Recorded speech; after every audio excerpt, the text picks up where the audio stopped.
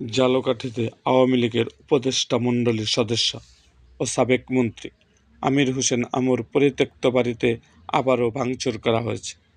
বুধবার দুপুরে শহরের রোল্যান্স রোড এলাকায় অবস্থিত ওই বাড়িতে জুলাই ছাত্র আন্দোলনের কর্মী পরিচয়ে একদল শিক্ষার্থী এই ভাঙচুর করে।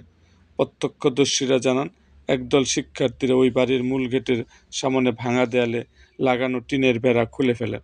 এ সময় মেশিন দিয়ে লোহার গেট কেটে অপসারণ করা হয়।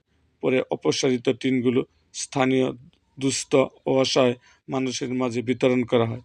ঝালকাঠি সদর থানার ভারপ্রাপ্ত কর্মকর্তা ওসি ইমতিয়াজ আহমেদ বলেন, এ বিষয়ে খোঁজখবর নিয়ে প্রয়োজনীয় ব্যবস্থা নেওয়া হবে।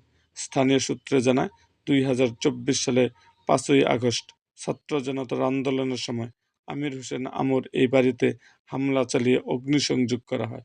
এরপর দীর্ঘদিন ধরে বাড়িটি পরিত্যক্ত অবস্থায় ছিল। কয়েক মাস আগে সেখানে দ্বিতীয় দফা হামলা চালিয়ে সামনের দেয়াল ভাঙচুর করা হয়। এরকম আরও ভিডিও পেতে এবং রাজনৈতিক অঙ্গনের নানা ঘটনা ও ইতিহাস জানতে আমাদের মুক্তাগাছার ইতিহাস মিডিয়া ইউটিউব চ্যানেলটিকে সাবস্ক্রাইব করুন এবং পাশে থাকা বেল আইকনটি বাজিয়ে দিন।